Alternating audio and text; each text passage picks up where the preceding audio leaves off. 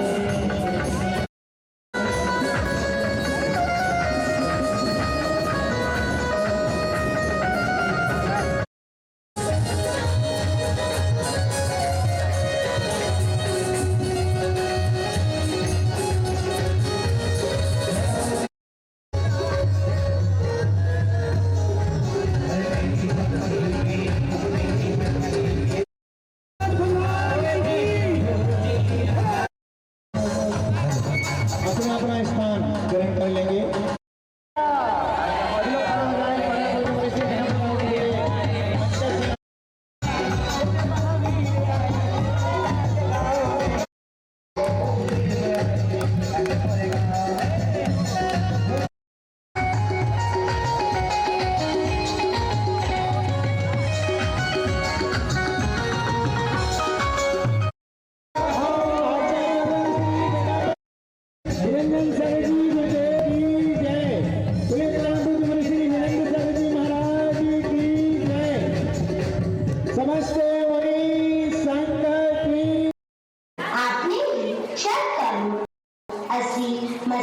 कृषि का ज्ञान देकर लोगों को जीवन यापन करना सिखाया। मुनि अवस्था में 6 माह तक ध्यान में रहे, फिर विधि नहीं मिलने से 7 माह तक निराहार रहे। वो अक्षय तृतीया का दिन था जब राजा श्रेयांस ने गन्ने के रस से प्रथम आहार कराया। आपकी देशना से सब जीवों का कल्याण हुआ तथा कैलाश पर्वत भी आपके निर्वाण होने से धन्य हो गया, धन्य हो गया, धन्य हो गया।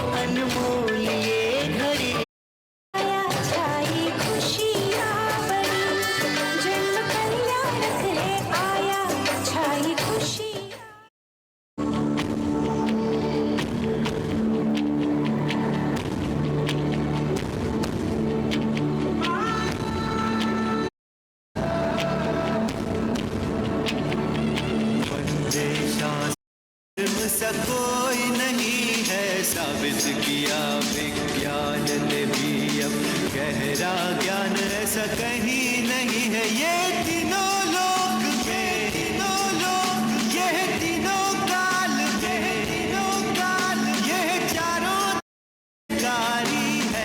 अतीत अनागत धर्म ये शाश्वत, आन है, शान है, महान है।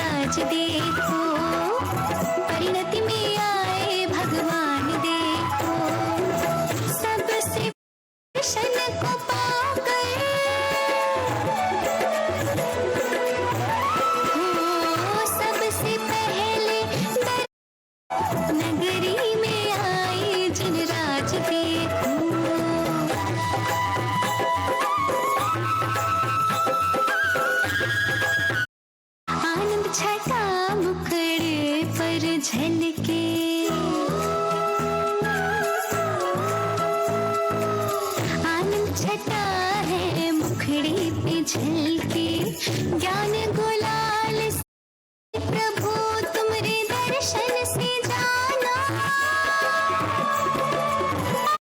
प्रभु तुमरे दर्शन से जाना, मैं भी बनूं भगवान देखो। है जीवन हमारा धन्य हुआ है, नगरी में आए जिन राज देखो।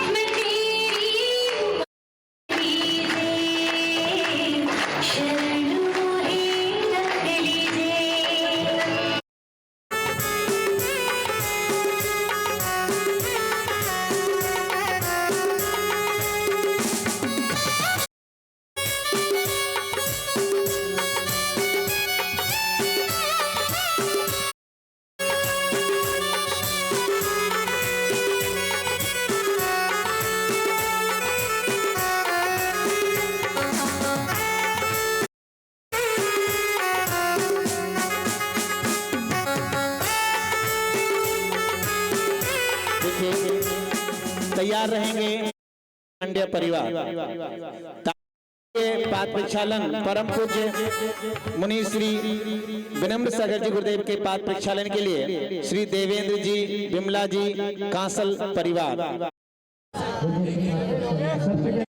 उपाध्याय भगवान सागर जी गुरुदेव की आचार्य उनके चरणों में पास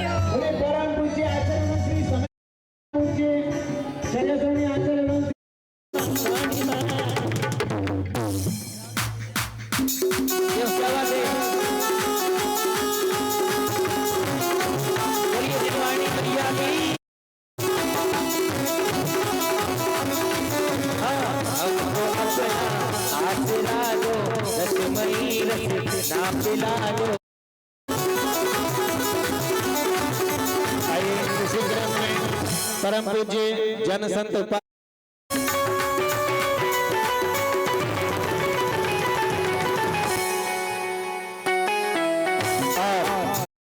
स्वागत निर्णय किया है देवेंद्र जी सिंघई, जिनके नाम बोल रहा हूँ सीखता से पहुंच करके जिनवानी लेकर विराजमान करते जाएं। पूज्य गुरुदेव के कर शैलेंद्र जी शाह, श्रीमती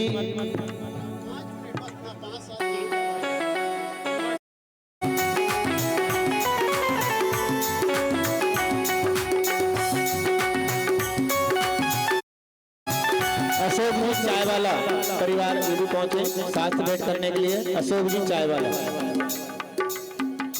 हाँ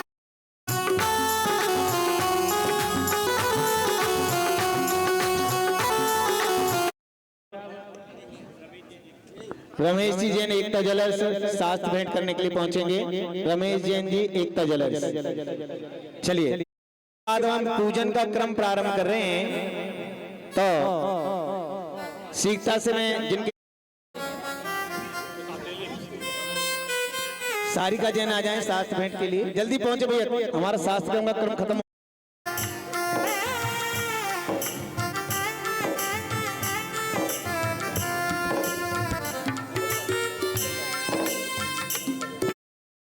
ठाणा, आपने 24 ठाणा सुना होगा, ये 34 ठाणा सैद्धांतिक ग्रंथ है और परम पूज्य विनम्र सागर जी गुरुदेव ने इसको तैयार किया है।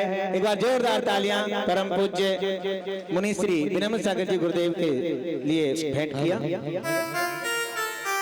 चलिए बहुत थक करके आई हैं। हाँ, पापड़ टूटने की आवाज भी तेज आती है, जोरदार तालियां बजाएं। और ये पुरुष वर्ग में तो ऐसा लग रहा है कि इधर पानी बरसा, इधर इस साल पानी नहीं बरसा है। तो जोरदार तालियां बजाओ। करें? हाँ बिल्कुल करते हैं। सम्यक दर्शन ज्ञान चरण तक कारी हो, आज गुरु अपने मन पधरा। विद्यासागरी दिवर परम पूज्य आचार्य वर्ष समाज सम्राट विराग सही दिवर परम पूज्य आचार्य अत्रमं सन्नितो भो वसट सन्निधिकरणा। होली जाएंगे गुरुवर आए हैं, किस किस को खुशी है गुरुवर आए हैं, तो उठाइए दोनों हाथ पीछे वालों। अरे मेरे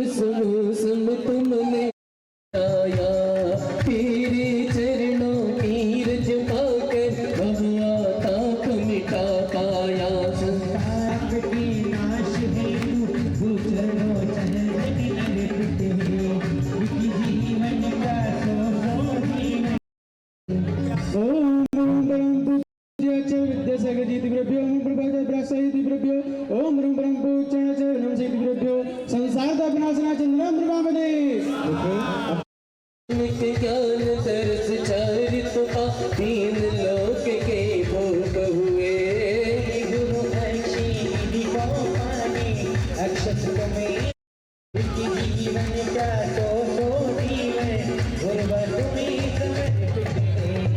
ओम परम पूज्य आचार्य विद्यासागर जी दिव्यभ्यो परम पूज्य आचार्य ब्रह्म संहित ब्राह्मण संहित दिव्यभ्यो ओम परम पूज्य आचार्य ब्रह्म संहित दिव्यभ्यो अक्षत प्राप्त अष्टम नरपामदे। आइए प्रभु के लिए महासमिति के सब जग को महकाया है। आचार्य श्री विद्यासागर जी परम पूज्य आचार्य श्री ब्राह्मण सागर दंसनाय पुष्पम नरपामदे। नैवेद्य के लिए परम पूज्य आचार्य विद्यासागर जी पाठशाला परिवार लक्ष्मी नगर जीवन का तो ओम परम पूज्य दिव्यभ्यो सदा रघुनाथनाय नैवेद्यं नरपामदे। दीप के लिए महावीर ज्ञानपीठ महिला मंडल लक्ष्मी नगर निज स्वरूप का दर्श किया ओम जीव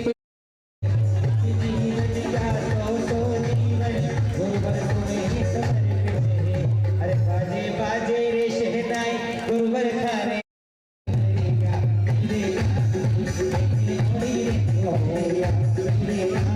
ओम परम पूज्य आचार्य धूप का थाल लेकर पद्मावती महिला मंडल लक्ष्मी नगर पहुंचिए।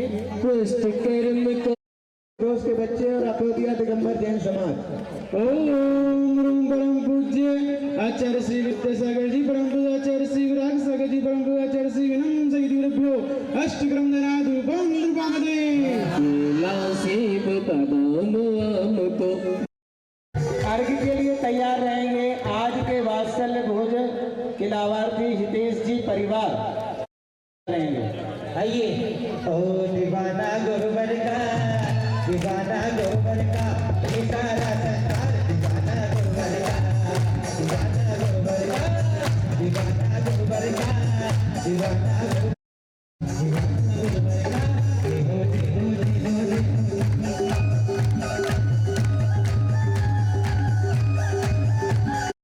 मैंने उठाओ दोनों हाथ पीछे वाले भी हमारे पुरुष वर्ग एक बार उठाओ दोनों हाथ तो पीछे मेरी तालियों के साथ दीवाना गुरुवर का दीवाना गुरुवर का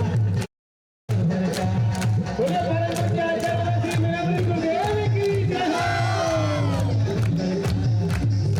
ओम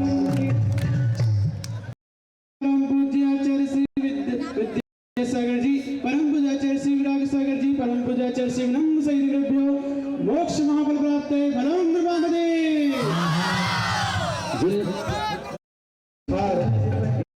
के साथ में अर्घ चढ़ाने के लिए ओम परम पूज्य आचार्य श्री विद्यासागर जी परम पूज्य आचार्य श्री विराग सागर जी परम पूज्य आचार्य श्री विनम्र संहित दिव्यभ्यो अनर्घ प्राप्त अर्घ्यं नृपामदे। और परम पूज्य गुरुदेव की जयमाला का समर्पित करने के लिए श्री शांतिनाथ महिला मंडल 36 गुणों से मंडित होकर शिष्यों के ये ईश्वर है। यंत्र रूप है मंत्र रूप है तंत्र रूप भी परिणत है। ऐसे गुरु को वंदन करते मिले राह कल्याण की के भगवान की वंदे गुरुवरो वंदे गुरुवरो वंदे गुरुवरो। परम पूज्य आचार्य श्री विद्यासागर जी परम पूज्य आचार्य श्री विराग सागर जी परम पूज्य आचार्य श्री विनम्र सागर जी दिव्यभ्यो जयमाला पूर्ण महार्घ्यं नृपामदे। पूर्ण अर्घ के लिए भक्ति में झूमे नाचे भक्ति में झूमे नाचे बस खाने मेरे गुरु महाराज तेरे दीवाने आए हैं मेरे गुरु महाराज तेरे समय सागर जी दिव्यभ्यो ओम परम पूज्य आचार्य श्री विशुद्ध सागर जी दिव्यभ्यो समस्त आचार्यभ्यो अनर्घ प्राप्त अर्घ्यं नृपामदे।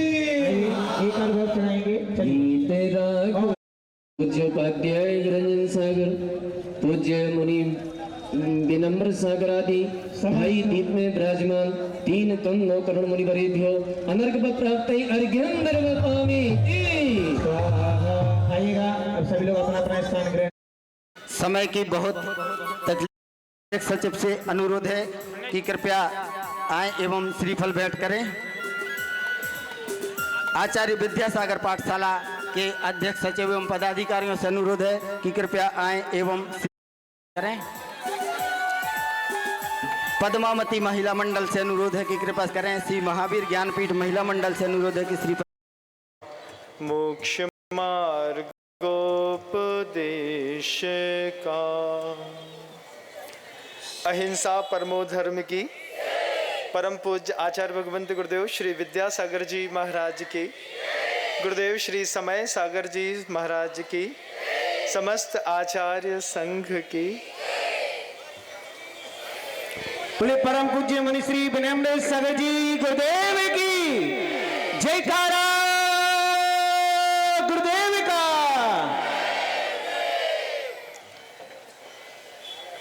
यहाँ पर आज एक ऐसा पावन प्रसंग उपस्थित हुआ है। युग प्रवर्तक प्रथम प्रजापति भगवान आदिनाथ स्वामी की जन्म जयंती और तप दिवस दोनों हम सब एक साथ मनाने के लिए पूरा उज्जैन एक साथ यहाँ पर उपस्थित है। और हम सभी भी पूरा मुनि संघ, आचार्य संघ, उपाध्याय संघ यहाँ पर एक साथ उपस्थित है। बहुत सारे लोग हैं, हम सभी लोग जितने भी साधु वर्ग आपको सामने दिख रहे हैं, हम सभी लोग बोलना जानते हैं। सभी को बहुत अच्छा बोलना आता है, सिर्फ मैं ही नहीं हूँ। विरंजन सागर जी भी बहुत प्रभावक हैं, साथ ही साथ विनम्र सागर जी गुरुदेव भी बहुत प्रभावक हैं। हमारे निस्वार सागर जी, निसर्ग सागर जी भी प्रभावक हैं। और मैं सोचता हूँ कि सब बोलेंगे तो भी आपको सब समझ में आने वाला नहीं है। ऐसा लगता है क्या कि हम तीनों महाराज जी बोलेंगे तो आपको सब समझ में आ जाएगा? ऐसा लगता है? नहीं लगता है ना। एक भी बोलेंगे तो सब समझ में आ सकता है। इसलिए मैं अपना पूरा समय आचार्य विनम्र सागर जी महाराज जी को देता हूँ कि आप अपनी, देखिए हम एक सामान्य मुनि हैं, हम बिल्कुल सामान्य साधु हैं, हमारा आगे पीछा कुछ है नहीं, लेकिन आचार्य पद पर विराजमान आचार्य विनम्र सागर जी महाराज, आचार्य जिन शासनोन्नति करा पूज्या उपाध्याय का, उसमें तो अपन कोई पसंगे में नहीं फंसते कहीं से कहीं तक। तो मैं तो ये चाहता हूँ कि वह मधुरम वाणी गुरुदेव आप बोलें। और अहिंसा ही एक ऐसा शब्द है जिसकी व्याख्या चाहे मैं करूँगा, चाहे विरंजन सागर जी करेंगे, चाहे गुरुदेव समय सागर जी करेंगे, आचार्य श्री जी करेंगे या आप करेंगे, एक अहिंसा शब्द को ही परिलक्षित करना है। उसी की स्थिति, वृद्धि, फल और उदय की प्राप्ति हम सबको कैसे होती है। बहुत बोलता हूँ और बहुत बोलता रहूँगा, अभी तो ज़िंदगी बहुत बड़ी है, लेकिन आज साधारण सी वाणी को बंद करके मैं चाहता हूँ कि मैं कुछ असाधारण सुन लूँ। इसलिए मैं चाहता हूँ कि जब मैं साधारण बंद करूँगा तो फिर मुझे भी कुछ असाधारण सुनने के लिए मिलेगा। इसलिए गुरुदेव श्री विनम्र सागर जी महाराज जी से आत्मीय निवेदन होगा कि वे अपने शब्दों से गुरुदेव छोटा सा निवेदन, चूंकि आप जब ये हम इसी मंदिर में आ रहे हैं। बिल्कुल गुरुदेव आपका स्वागत। मंदिर आपका है गुरुदेव, हमारा नहीं है, हम तो सिर्फ एक सेवक हैं। मंदिर आपका है। सिर्फ एक छोटा सा निवेदन, 2 मिनट का भले से आप उद्बोधन दें हमें, छोटा सा उद्बोधन भले से आदिनाथ भगवान के ऊपर छोटा सा। आप लोग कहते हैं तो बोलता हूँ।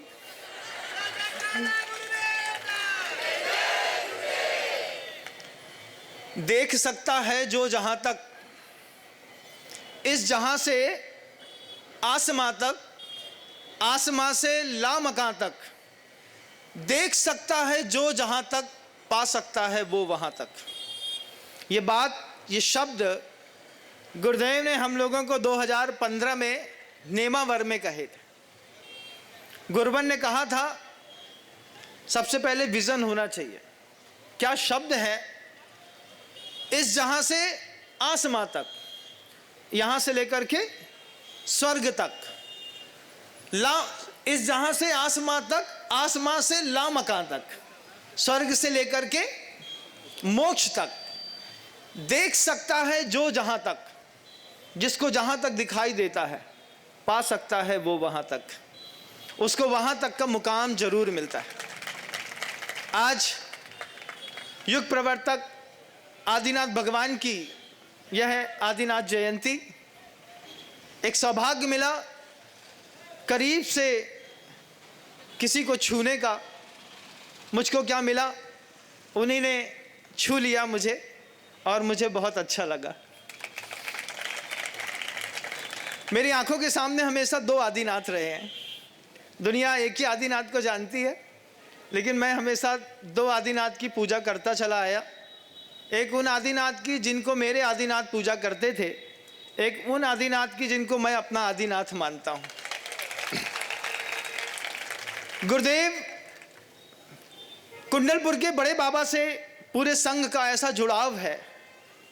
आदिनाथ भगवान के लिए आचार्य भगवंत ने अपने 50-55 सालों की पूरी साधना दांव पर लगाई।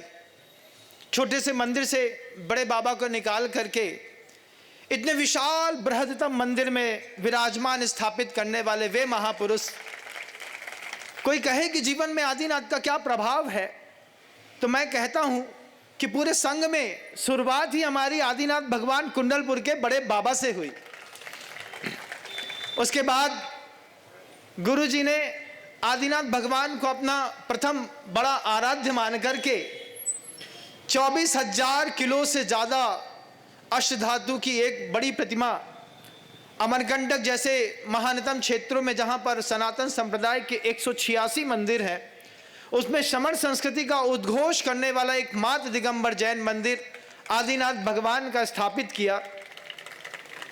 रोज पढ़ता हूँ स्वयंभू शशास कश्यादिशु कर्म सुप्रजा प्रबुद्ध तत्वत् पुनरद्भुतोदयो ममत्तो विददे विदाम्बर।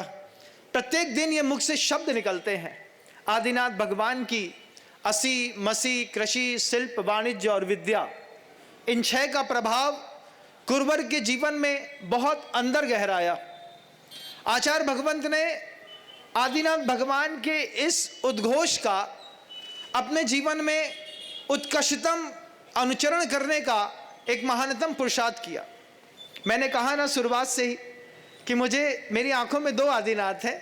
एक वो आदिनाथ हैं जिनको मेरे आदिनाथ मानते थे, एक वो आदिनाथ हैं जिनको मैं अपना आदिनाथ मानता हूँ। अपने अपने आदिनाथ सबके जीवन में होते हैं। गुरुदेव ने प्रथम युग के प्रवर्तक तीर्थंकर आदिनाथ भगवान के उस पावन पवित्रतम उद्घोष सत्कर्म की व्यवस्थाओं को एक बार पुनः जीवित किया। मैं ये बिल्कुल भी नहीं कहूँगा कि आचार्य भगवंत ने जितना काम इन 50, 55, 57 सालों में इस भारत की वसुंधरा पर किया है, उसमें मैंने कोई सहयोग किया है। मैंने उसमें कोई सहयोग नहीं किया। मैंने क्या, पूरे के पूरी मुनि संघ और आर्यिका संघ ने आज तक आचार्य भगवंत के किसी भी क्रियाकलाप में कोई सहयोग नहीं किया। वे अपने आप में अकेले सक्षम वैष्णवनाथ थे, जिन्होंने असी मसी कृषि शिल्प वाणिज्य और विद्या को एक नया आकार देकर के एक अभिनव आदिनाथ के रूप में इस सृष्टि पर अपना पैर जमाया। आचार्य भगवंत ने असी विद्या दी। असी विद्या महाराज, क्या कोई आचार्य परमेष्ठी लड़ना सिखा सकते? नहीं सिखा सकते, लेकिन आचार्य महाराज जी ने लड़ना सिखाया। कैसे? बिल्कुल वैसे जब मड़िया जी में प्रशासनिक संस्थान को खोल करके भोपाल में अनुशासन की स्थापना करके नए जवान पौधों को एक प्रेरणा दी कि उस समय की तलवार किसी का सिर काटती थी, आज कलम की और दिमाग की तलवार से लेकर के इस पूरी जैन शासन के बच्चों को IPS IAS बनना चाहिए। और इस पहल में गुरुवर ने जब प्रशासनिक संस्थानों की शुरुआत करी, तो आज इस बात का गर्व है कि पूरे भारत के अंदर 378 से ज़्यादा प्रशासनिक अधिकारी उन संस्थानों से निकल करके, असी का मतलब रक्षा करने के लिए, जैन शासन की और धर्म की रक्षा करने के लिए उच्चतम पदों पर पहुंच गए। ये भी इस युग के आदिनाथ का एक बहुत बड़ा प्रभाव था। दूसरा एक सुंदरतम प्रभाव, अगर आप मसी विद्या का देखते हैं, वैसे मैंने पहले ही बोला मैं बोलना नहीं चाहता हूँ, क्योंकि मैं बहुत भुलक्कड़ टाइप का हूँ, बोलता हूँ तो भूल जाता हूँ कि कितनी देर तक बोल गया। लेकिन फिर भी मसीह के प्रभाव में विद्यालय के निर्माण में आचार्य भगवंत की प्रतिभा स्थलियाँ किसी बात की शानी नहीं रखती, जहाँ शुद्ध भोजन के साथ स्वस्थ तन, स्वस्थ मन, स्वस्थ वतन, स्वस्थ वेतन, स्वस्थ धन, स्वस्थ मन, इनकी चर्चा करते हुए बेटियों को पढ़ाई तो बात की बात है, क्योंकि विद्यालयों में कोई ऐसा विद्यालय नहीं है पूरी दुनिया का जहाँ पर physics, chemistry, math, biology, science नहीं पढ़ाई जाती। हर विद्यालय में यही पढ़ाया जाता है। लेकिन हम बच्चों को विद्यालय इसलिए नहीं भेजते कि तुम वहाँ पर जाकर के फिजिक्स, केमिस्ट्री, मैथ और साइंस पढ़ लोगे। माता पिता का एक इंटेंशन होता है कि पढ़ाई के साथ तुमको वहाँ पर क्या मिलेगा। कॉन्वेंट स्कूल में पढ़ाई के साथ क्या मिलता है आप देख लीजिएगा, सिम्बायोसिस में पढ़ाई के साथ क्या मिलता है आप देख लीजिएगा। किसी और महाविद्यालय में जब जाते हैं तो पढ़ाई के साथ मिलने वाली जो पढ़ाई है, उस पढ़ाई की सजगता को स्थापित करने के लिए गुरुवर ने मसी कर्म सुरक्षित रहे, जैसे ब्राह्मी और सुंदरी ने लिपि और अंक विद्या को प्रवीण किया था।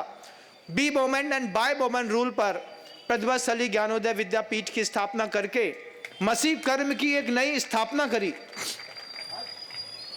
कृषि कर्म के बारे में, गुरुवर के बारे में जब आप शांतिधारा गौशाला इत्यादि देखते हैं, इसमें भी ये बात दिखाई देती है कि हमारे आदिनाथ ने अपने आदिनाथ से प्रेरणा लेकर के इस धरती पर एक नए युग की शुरुआत करी।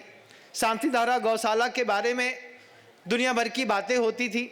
लोग कहते थे गोबर में जीव होते हैं, वो मर जाते हैं। आचार्य श्री जी ने एक ही चीज़ कही, 4 प्रकार की हिंसा में इस पूरी की पूरी गौशाला का उद्देश्य संकल्पी हिंसा का नहीं है, आरंभी औद्योगिकी हिंसा का नहीं है। इसमें सिर्फ जीव दया के निमित्त से एक इतना बड़ा परिसर तैयार किया, उतनी बड़ी खेतियों में ऑर्गेनिक काम किया। आज इस बात का गर्व होता है कि दुनिया के सबसे बेहतरीन बीज के उत्पादक क्षेत्रों में आचार्य भगवंत की कृपा पात्र 7 ब्रह्मचारी ऐसे हैं जिन्होंने 376 बीज को जीवित करके राष्ट्रीय नेशनल अवार्ड लेकर के कृषि विद्यालय में अपने आप को महारत के रूप में हासिल किया। असी हुई, मसी हुई, कृषि हुई, शिल्प हुआ। शिल्प का मतलब आर्किटेक्चर कह लीजिए, शिल्प का मतलब स्किल डेवलपमेंट कह लीजिए। स्किल डेवलपमेंट को लेकर के गुरुवर ने इस बात की हमेशा चिंता जताई कि बच्चे जब IAS प्रशिक्षण संस्थानों से बाहर निकल जाते हैं, बीटेक कर लेते हैं, एमटेक कर लेते हैं, MCA कर लेते हैं और उनको वहाँ पर कहीं पर जॉब नहीं मिलती। आचार्य भगवंत का स्किल डेवलपमेंट का रूल 9th क्लास से प्रतिभाशाली में स्टार्ट किया, बच्चों को हथकरघा सिखाना। 12वीं क्लास तक पढ़ते पढ़ते सिर्फ 4 सालों में बच्ची 50,000 रुपये महीना घर बैठे कमा सकती है। ये स्किल डेवलपमेंट शिल्प विद्या का एक बहुत बड़ा उदाहरण गुरुवर ने प्रस्तुत किया कि बेटियों को विद्यालय में रह करके हथकरघा सिखा करके गुरुवर ने इस बात की जानकारी दी कि अगर मान लो कभी बाहर ना जाना पड़े और घर के अंदर के रह कर के भी जीविकोपार्जन करना पड़े, तो 12वीं क्लास की भी कोई विद्यार्थी छात्रा है, वो कभी भूखी नहीं मरेगी। 50,000 रुपये महीना बड़े आराम से निकाल सकती है।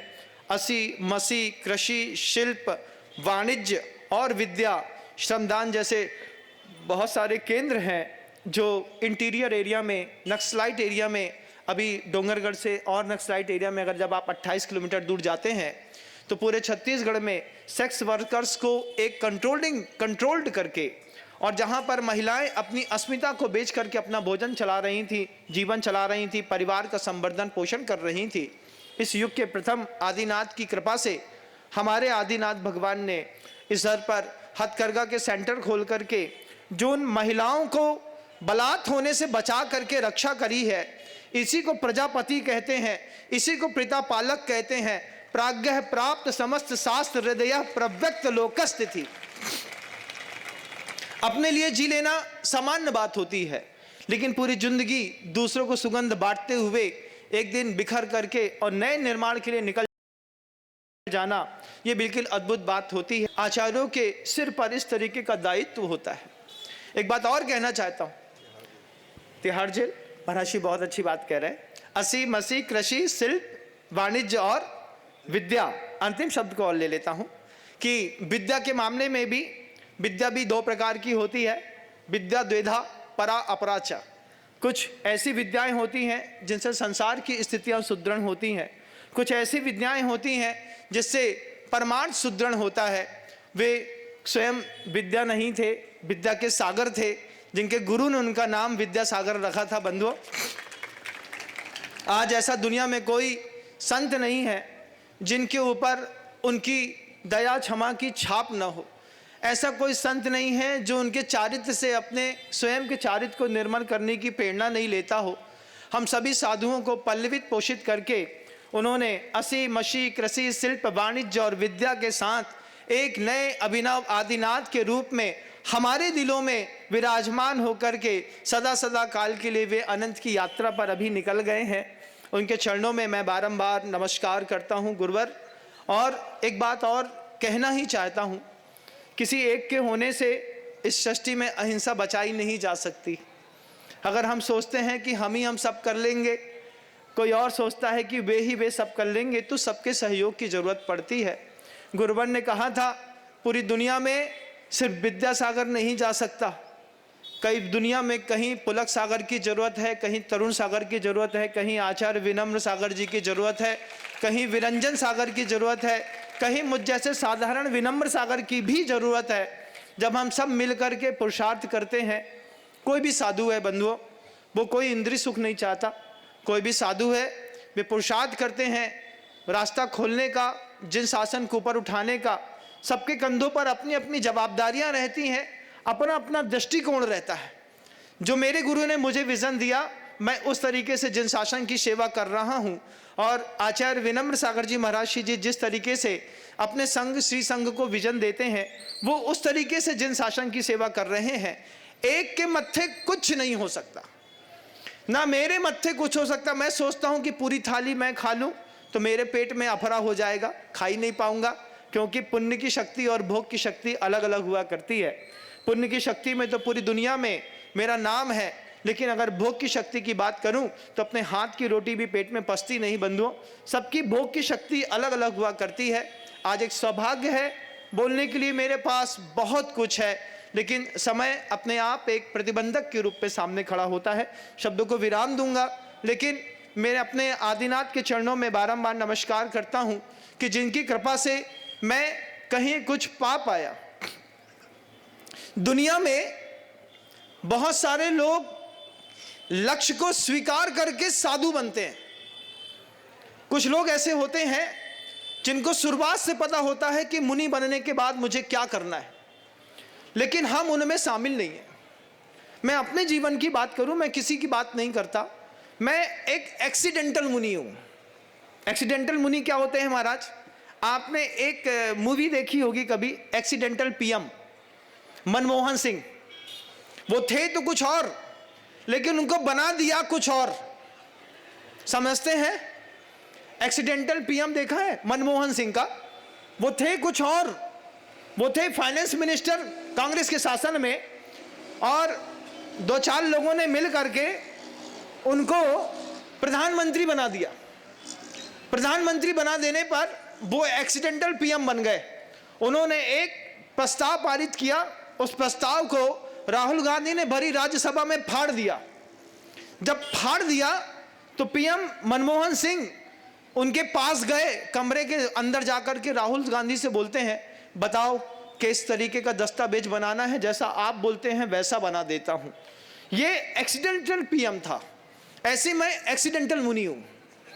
मैं महाराज जी एक्सीडेंटल मुनि क्यों है कि मैं जब इस मार्ग में आया तो मुझे मेरे लक्ष्य का पता नहीं था, लेकिन गुरुदेव जब इस मार्ग में आए तो उनको उनके लक्ष्य का पता था।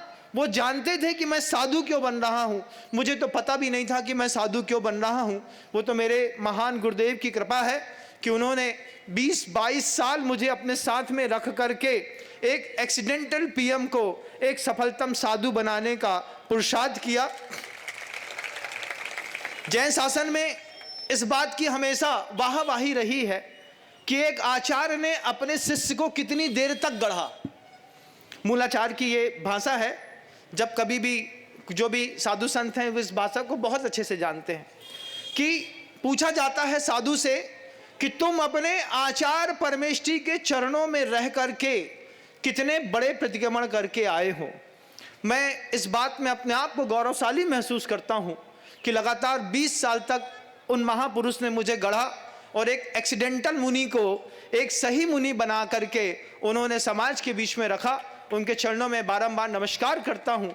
मुझे साधु बनने का लक्ष्य पता नहीं था, मुझे यह भी नहीं पता था कि मैं साधु क्यों बन रहा हूँ, लेकिन आज मुझे पता है कि गुरुवर ने मुझे इस मार्ग पर क्यों ला करके खड़ा किया। शायद आज मैं अपनी पूर्णाहुति कर पाऊँ। मैंने तो इस जैन शासन के लिए कुछ भी नहीं किया बंधुओं, ना मैं कभी कुछ कर पाऊंगा। वो अकेले भागीरथी थे, उन्होंने अपने दम पर पूरा भाग्योदय खड़ा किया, अपने दम पर इतने जनशासन के बड़े बड़े मंदिर बनाए। किसी साधु ने उनके किसी प्रकल्प पर कभी कोई सहयोग नहीं दिया। ये बात मैं खुद खुल के कहता हूँ। आचार्य भगवंत ने खुद अकेले मेहनत करी, उनका एक अकेला साथी से पुण्य था। जनता उनके पास आती थी, उनके चरणों में अपनी बात रखती थी, गुरुवर कहते थे और बिना कुछ विचार किए महिलाएं अपना बड़ा बड़ा मंगलसूत्र उनके चरणों पे छोड़ करके जाती थी। कुंडलपुर के बड़े बाबा का दृश्य मुझे आज भी याद है। अभी तो हम गर्मी में कुछ तप रहे हैं, लेकिन ठंडी का समय था। कुंडलपुर के बड़े बाबा के पास जब हम लोग दिसंबर में पहुंचे, गुरुवर अपने कमरे में लेटे हुए थे। मैंने गुरुजी से कहा, गुरुजी 2 महीने कुंडलपुर में रहने के बाद ऊपर बड़े बाबा के मंदिर तक जा नहीं पाए, उनके शरीर की ताकत नहीं थी, ऊपर चढ़ नहीं पा रहे थे, ठंड बहुत लग रही थी गुरुदेव को। और पंचकर्णा गुरुदेव ने घोषित कर दिया। जब नृत्य मंडप का बीच का पूरा पोर्शन खुला, मैंने जाकर के जब देखा पहली बार, क्या सुंदर मंदिर बना है। मैंने गुरुदेव से कहा कि गुरुवर एक बार तो चल के देखो, क्या गजब का मंदिर बना है, क्या मंदिर बनाया है आपने।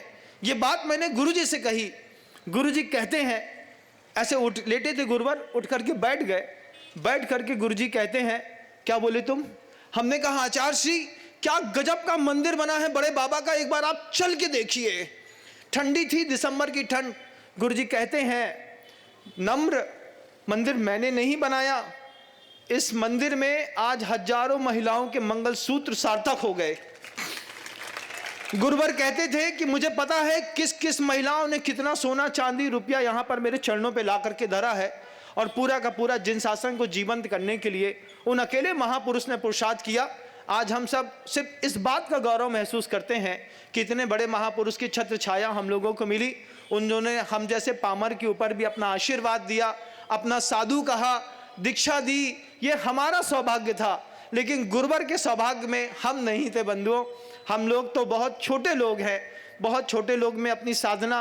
एक्सीडेंटल मुनि है विनम्र सागर, तो किसी कुछ उद्देश्य सोच करके घर से निकला था। ये सोच के निकला था कि सुकून की जिंदगी जिएंगे, लेकिन गुरुवर के हत्थे चढ़ गए, और गुरुवर के हत्थे चढ़ गए तो आपके मत्थे चढ़ गए। अगर गुरुवर के हत्थे नहीं चढ़े होते तो आपके मत्थे भी नहीं चढ़े होते। शब्दों को पूर्णतः विराम दे देता हूं। 10:10 हो गए हैं। गुरुदेव से निवेदन करूंगा, अपने आंगिक मंच संचालक से बोलूंगा, मेरे पास बोलने को बहुत है, मैं लगातार बोलूंगा। और लक्ष्मी नगर में इसके बाद आ रहा हूं, फिर निरंतर आपको देशना देने का भी मैं प्रयास करूंगा। गुरुदेव श्री समय सागर जी महाराज श्री जी की जय। बोलिए परम पूज्य आचार्य भगवान गुरुदेव विराग शंकर जी महामुनिराज की जय। समस्त आचार्य परमेष्टि भगवंतों की जय। महानुभाव, आज हम सब भगवान आदिनाथ स्वामी के जन्म कल्याणक महोत्सव के पावन अवसर पर यहाँ सब एकत्रित हुए। पूज्य गुरुदेव कहते हैं कि जब भगवान का कल्याणक मनाते हैं तो अपना भी कल्याण होता है। और एक ऐसे तीर्थंकर भगवंत का कल्याणक मना रहे हैं जिस कि चाहे भगवान आदिनाथ स्वामी हो, चाहे भगवान महावीर स्वामी का जन्म कल्याणक है। आप सब आते हैं, मनाते हैं और चले जाते हैं, और भगवान को भी मानते हो। भगवान के पास जाते हो तो अभिषेक करते हो, पूजन करते हो और चले जाते हो। लेकिन मैं आपसे निवेदन, प्रार्थना, गुजारिश करूंगा कि आप भगवान को मानते हो, अच्छी बात है, दुनिया मानती है और हर अपने आराध्य को मानता है, कोई दिक्कत नहीं। भारत देश स्वतंत्र है, अपने अपने आराध्य की आराधना कर सकता है। लेकिन भगवान को मानने के साथ, भगवान को मानते मानते प्रतिमाएं घिस गई, भगवान को मानते मानते जीवन के काले बालों से सफेद बाल हो गए। लेकिन मैं निवेदन प्रार्थना गुजारिश आपसे करना चाहूंगा कि भगवान को मानने के साथ साथ एक बार भगवान की मानना प्रारंभ कर दो, और भगवान की मानना प्रारंभ कर दोगे तो जीवन में पवित्रता आ जाएगी, जीवन पवित्र हो जाएगा। भगवान को माना है, लेकिन भगवान की, एक बार भगवान की मानना प्रारंभ, उनकी आचरण को अपने जीवन में उतारने का प्रयास करो। और वही भगवान आदिनाथ स्वामी ने, जो ऋषभदेव ने इस सृष्टि के लिए जो 6 कर्तव्य के बारे में बताया है, आज हम भगवान को मानते और इतने सारे लोग एकत्रित हो जाते हैं। लेकिन मैं आपसे यही कहूँगा कि भगवान ने जो हमारे लिए कहा है, उस शिक्षा के लिए दुनिया में ले जाने की जरूरत है। जो उन्होंने ब्राह्मी और सुंदरी को शिक्षा दी, ज्ञान दिया, वही ज्ञान हमें जन जन तक ले जाने की जरूरत है। और हम भगवान आदिनाथ स्वामी के इस सूत्र के लिए जन जन तक लेकर के जाएं। और आज हमने मंदिर बहुत बनाए, मूर्तियां बहुत विराजमान की, बहुत मूर्ति मंदिर बना लिए, और उनको बना करके संस्कृति को हजारों साल को जयवंत किया है। लेकिन मैं उज्जैन की समाज से एक निवेदन करूंगा कि भगवान को पाषाणों में सूर्य मंत्र दे करके, आपने पाषाण में सूर्य मंत्र दे करके भगवान बनवा दिया, और इन आचार्यों ने पाषाण में सूर्य मंत्र दे करके इन पाषाण को, पत्थर को भगवान बना दिया। लेकिन आज जरूरत है कि उन पाषाण में सूर्य मंत्र की नहीं, इंसान में सूर्य मंत्र देने की जरूरत है। और बच्चों के लिए शिक्षा की जरूरत है। उज्जैन में एक ऐसा केंद्र शिक्षा का होना चाहिए, एक ऐसा शिक्षा का विद्यालय होना चाहिए, जिस विद्यालय से हजारों वर्षों तक हमारी संस्कृति जयवंत रहेगी।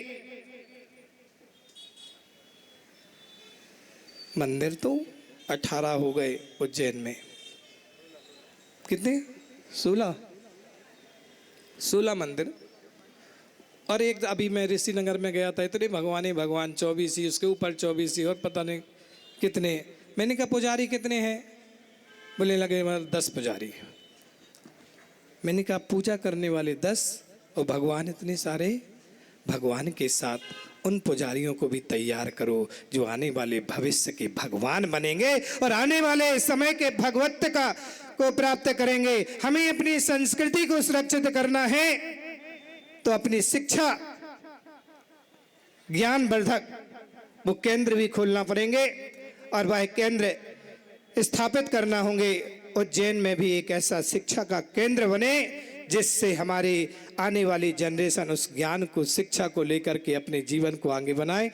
अपन चलते हैं आचार्य भगवान विनम्र सागर जी महाराज को सुनेंगे, क्योंकि उज्जैन नगर में आज आदिनाथ जन्म कल्याणक आप सब पूरी समाज एकत्रित होकर के सबसे अच्छा दृश्य आज आपको क्या लग रहा है? क्या आप लोग यहाँ बैठे कि भगवान का कल्याणक मनाने के लिए? भगवान का कल्याणक तो हर साल मनाते हो और अपने अपने मंदिरों में अपने अपने हिसाब से करते हो, लेकिन आज उज्जैन नगर का सबसे बड़ा अच्छा दृश्य है कि एक मंच पे सारे साधु यहाँ पर बैठे हैं। इतने सारे साधुओं के एक साथ दर्शन हो रहे हैं। और आचार्य भगवान कहते थे कि बुंदेलखंड की 2 आंखें, एक आचार्य भगवान विद्यासागर जी तो एक आचार्य विराग सागर जी महाराज। और दोनों आचार्यों ने जो हमारी सृष्टि के लिए दिया है, जो हमारी समाज के लिए दिया है, जो हमारे लोगों के लिए दिया है, उस उपकार को जीवन में कभी भूल नहीं सकते हैं। लेकिन समय का खेल है कि दोनों आचार्य भगवान अपने बीच से चले गए, लेकिन अपने से बीच नहीं गए। अपने बीच से गए हैं लेकिन अपने से दूर नहीं गए हैं। आचार्य भगवान आज भी इस सृष्टि पर हैं, बस श्रद्धा से देखो, भक्ति से देखो तो वो नज़र आते हैं। हम सब आज ऐसे ही विनम्र सागर जी महाराज ने जैसे कहा कि एक अकेला कुछ नहीं कर सकता है, सबकी भूमिका अपनी अपनी होती है। और ऐसे ही जब मैंने जबलपुर चातुर्मास किया इस वर्ष 2024 का, तो वहाँ प्रसाद सागर जी महाराज, 3 महाराजों का भी चातुर्मास था, मेरा भी था। और दोनों संघों ने मिलकर के इतनी अच्छी समाज के लिए एक सूत्र में बांध करके और एक धारा में बह करके और समाज के लिए उपदेश दिया है। जब साधु एक मंच पर बैठते हैं तो समाज भी अपने आप एक साथ बैठती है, ये उदाहरण मिलता है। धन्य है आज हमारे विनम्र सागर जी महाराज जो उज्जैन नगर में यहाँ पर थे और आज इस मंच पर आए। और आचार्य भगवान विनम्र सागर जी महाराज पहले से यहाँ विराजमान थे, इन्होंने भी मुझे कहा कि आपको भी आना है। मेरा वैसे देवास का ही मन था रुकने का आदिनाथ जयंती पर, लेकिन आचार्य भगवान की सूचना पहुँच गई तुम तो यहीं आ जाओ। तो मैंने कहा ठीक है, बड़ों का आदेश गुरु के समान होता है और उनके आदेश को मान करके आज एक मंच पर बैठ करके बहुत आनंद अनुभूति करते हैं। सभी लोग ऐसे ही एक साथ मिलजुल करके रहें। जय बोले आदिनाथ भगवान की। देखिए परम पूज्य आचार्य श्री के प्रवचन के तुरंत एक जरा श्री महावीर भगवान की जय, परम पूज्याचार्य गुरुवर श्री विराट सागर जी गुरुदेव की, परम पूज्याचार्य श्री विद्यासागर जी गुरुदेव की, अहिंसामयी जैन धर्म की, बोले परम पूज्य आचार्य भगवान श्री विनम्र सागर जी गुरुदेव की जयकारा, गुरुदेव का, समस्त मुनि संघ की। जन्मे तीर्थंकर भगवान। आज आदिनाथ भगवान का जन्मदिन है। बड़े उत्साह से मेरे साथ आप भी उच्चारण करिए। जन्मे तीर्थंकर भगवान, आसन इंद्र हुआ कंपन। जन्मे तीर्थंकर भगवान, आसन कंपन। जन्मे तीर्थंकर भगवान, आसन इंद्र हुआ कंपन। जन्मे तीर्थंकर भगवान, आसन इंद्र हुआ कंपन। इंद्र ने पहले किया नमन, इंद्र ने पहले किया नमन। इंद्र ने पहले किया नमन, इंद्र ने पहले किया नमन। ऐरावत हाथी लाया, प्रभु को उस पर बिठलाया। ऐरावत हाथी लाया, उस पर प्रभु को बैठाया। मेरू पर्वत पर हो मेरू पर्वत पर, इंद्र ले जाए रे। जीवन है पानी की बूंद, कब मिट जाए रे। हो जीवन है पानी की बूंद, कब मिट जाए रे। होनी अनहोनी, होनी अनहोनी, कब क्या घट जाए रे। जीवन है पानी की बूंद, कब मिट जाए रे। हो जीवन है पानी की बूंद, कब मिट जाए रे। तीर्थंकर ने जन्म लिया, मरण भ्रमण ही मिटा दिया। तीर्थंकर ने जन्म लिया, मरण भ्रमण ही मिटा दिया। दिया सभी का जला दिया, दिया सभी का जला दिया। दिया सभी का जला दिया, दिया सभी का जला दिया। भव से तिरने आए जो, सबको पार लगाए जो। भव से तिरने आए जो, सबको पार लगाए जो।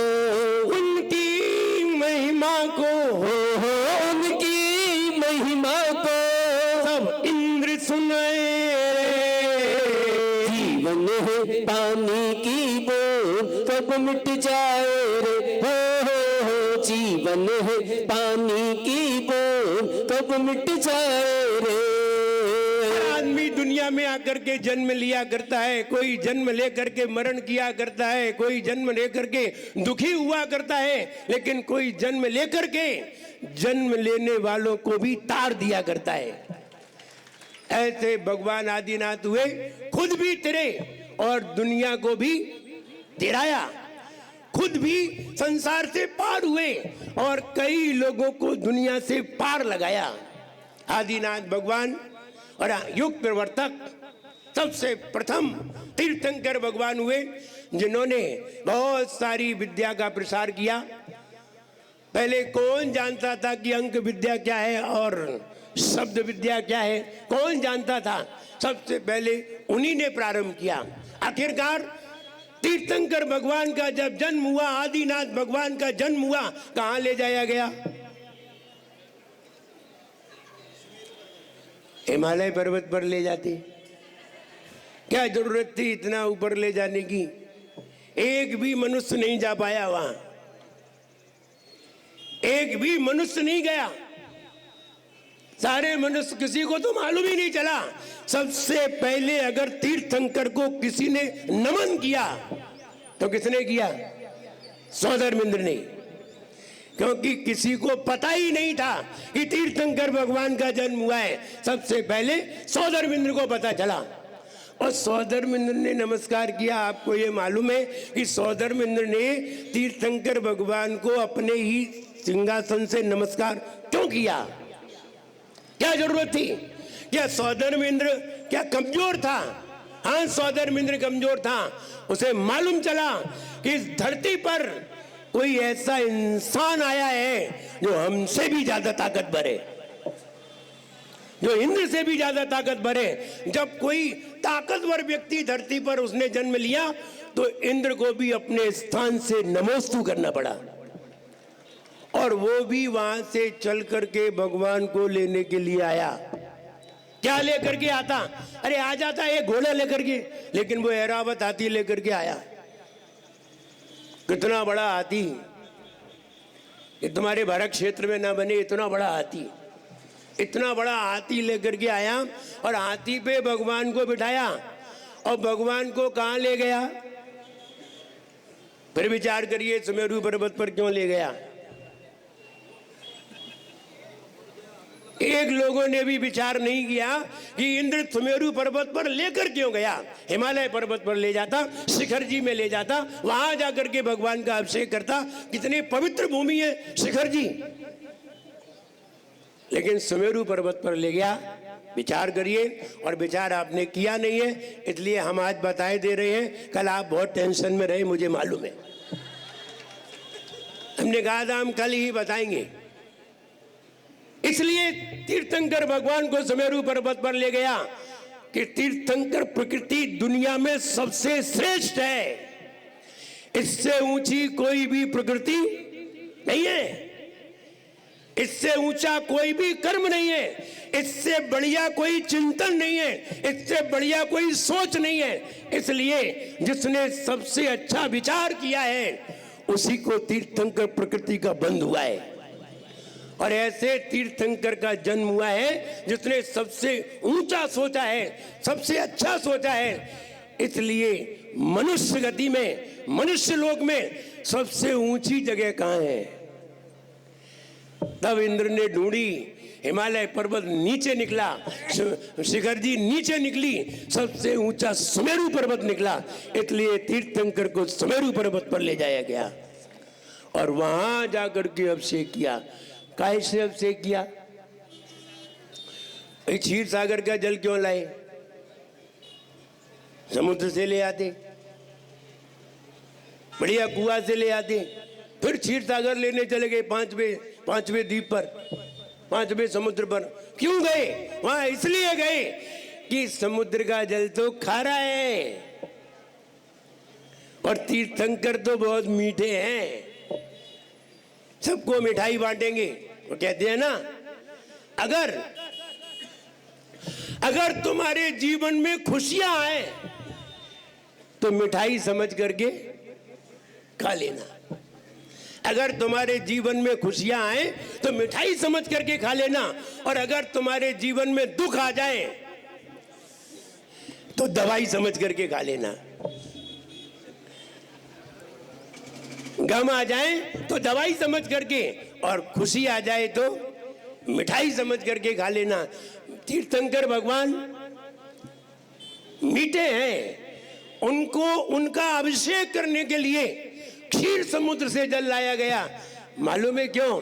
अगर लवण समुद्र से लाते, अथवा यहाँ के समुद्र से लाते, अथवा यहाँ के कुएं से लाते, तो ध्यान रहे जल को छानना पड़ता, क्योंकि उसमें जीव होती। और कौन छानेगा? इतना बड़ा छन्ना कौन लगाएगा? और इतना सारा जल कौन लेकर के आएगा? पड़ा होगा बसु योजन चौड़ाई वाले, बसु योजन गहराई वाले, 4 योजन चौड़ाई वाले, 1 योजन मुख। अब इनका हिसाब लगाइए, 96 किलोमीटर गहरा, 48 किलोमीटर चौड़ा, 12 किलोमीटर का जिसका मुख हो, इतना बड़ा कलश।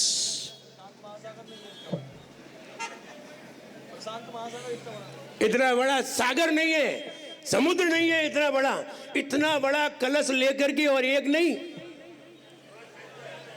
1008 कलश, इतने सारे कलश, और भगवान के ऊपर डालने के लिए आया। छन्ना लगाते तो छानते छानते परेशान हो जाते, इसलिए वो क्षीर सागर से लेकर के आए, और क्षीर सागर से जल लाए। इसे छानने की कोई जरूरत नहीं थी, सीधा ही लाए और भगवान के ऊपर।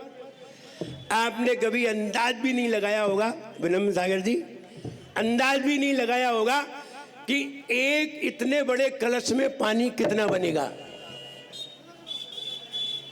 लेकिन हमने उसका अंदाज लगाया है, और हमने उसको निकाला भी है। ऐसा नहीं निकाला है कि भगवान के ऊपर वो कलश डाला गया तो आखिरकार वो कितने लीटर जल निकला। तो हमने निकाला था उस नील 58 पदम लीटर जल एक कलश में आया था। 19 नील 58 पदम, इतने लीटर जल एक कलश में आया था। ऐसे 1008 कलश भगवान के ऊपर डाले गए, तब वो जन्मोत्सव मनाया गया था। लोगों की कल्पना से रहे, जब मैंने ये निकाल के सामने आचार्य श्री के सामने रखा। एक दिन आचार्य श्री पंच कल्याणक में प्रवचन कर रहे थे, जन्म कल्याणक का दिन था, तो आचार्य श्री बोले ये संख्या पढ़े कैसे? तो हमने फिर हिंदी में लिखी, 19 नील 58 पदम लीटर जल। बोले आपने कैसे निकाला? हमने जो तो बहुत सरल है, जो मैथ पढ़े होंगे वो निकाल लेंगे। तो कहने का मतलब ये है, इतने जल से भगवान का अभिषेक किया गया, और इंद्र ने इतना बढ़िया उत्सव मनाया, इंद्र ने इतनी बढ़िया खुशी मनाई कि इंद्राणी को वो अभिषेक देख करके सम्यक दर्शन की प्राप्ति हो गई। उन तीर्थंकर भगवान का अभिषेक देख करके सम्यक दर्शन की प्राप्ति हो गई। त्रयोपम सम्यक प्राप्त कर लिया, और इतना बढ़िया नृत्य किया उसने कि अगले भव से वो मोक्षगामी हो गई। इन तीर्थंकरों को देखने से अगर हमें मोक्ष का टिकट मिल जाता है, अगर हमें सम्यक दर्शन हो जाता है, तो हम सोचते हैं ऐसे तीर्थंकरों के दर्शन और अभिषेक रोज करना चाहिए। न जाने कौन से समय में हमारा कल्याण हो जाए, न जाने कौन से समय में हमें सम्यक की प्राप्ति हो जाए, न जाने कौन से समय में हम संसार से निकलने का भाव बना ले। इसलिए तीर्थंकर का अभिषेक जरूर करना चाहिए। और तीर्थंकर के आंगन में रत्न भी बरसे जन्म तक। जब तक भगवान का जन्म नहीं हो गया तब तक 14 करोड़ रत्न रोज बरसते रहे। 63 अरब रत्न बरसे। कितने? 63 अरब रत्न बरसे। हमने उसका भी हिसाब लगाया। अपन गणित के जरा टीचर रहे हैं ना, गणित के विद्यार्थी रहे, तो उसका भी हिसाब लगाया। अगर 1 घन इंच का एक रत्न था तो उनको रखने में कितनी जगह की आवश्यकता पड़ी। तब हमने हिसाब लगाया, अगर 1 घन इंच का 1 रत्न गिरा और 63 अरब रत्न गिरे तो 9 घन फीट के 45,609 कमरे में रखे जाएंगे। 45,609 9 घन फीट के कमरे बनाए जाएं और ठसाठस भरे जाएं, तब वे इतने कमरों में वो रत्न रखे जाएंगे। विचार करिए, हमें 1 रत्न देखने को नहीं है, वहां इतने रत्न तो बाहर पड़े हैं और उन्हें संभाल के नहीं रखते हैं। हम ये कहना चाहते हैं कि तीर्थंकर भगवान कोई साधारण व्यक्ति नहीं है, एक असाधारण व्यक्तित्व के धनी है। तीर्थंकर प्रकृति का बंध किया है और तीर्थंकर प्रकृति का बंध अगर जो कर लेता है, मुझे लगता है सबसे बड़ा दानी वही होता है। सबसे बड़ा दान अगर दुनिया में कोई है तो ज्ञान दान है। सबसे बड़ा दान कौन सा दान? ज्ञान दान। और सबसे बड़ा दानी कोई है तो ज्ञानी है। ज्ञानी साधु ही सबसे बड़ा दान करता है। आप लोग तो बहुत छोटा सा दान करते हैं। सबसे बड़ा दानी ज्ञानी और सबसे बड़ा दान ज्ञान। आपसे कहें ज्ञान दान दे दो, बोले हमें है ही नहीं, हमारे पास तो आहार है, आहार दे सकते हैं, ज्ञान है ही नहीं है, ज्ञान आपके पास है।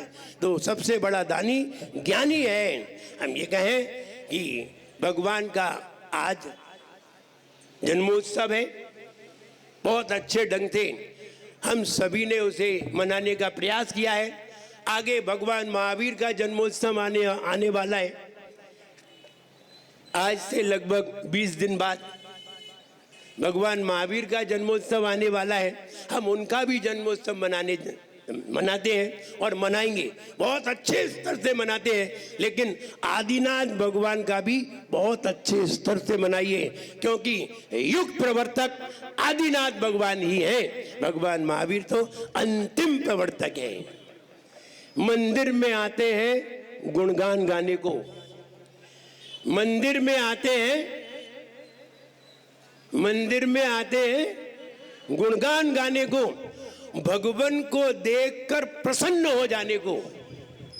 मंदिर में आते हैं गुणगान गाने को, भगवान को देखकर प्रसन्न हो जाने को। जन्म लेकर कई लोग मर जाते हैं, जन्म लेकर कई लोग मर जाते हैं। भगवान ने जन्म लिया मोक्ष पाने को, और हम भी जन्म ले संसार से तिर जाने को। तभी हम सभी आदिनाथ भगवान का जन्म कल्याणक मना करके अपने जीवन को सौभाग्यशाली समझें।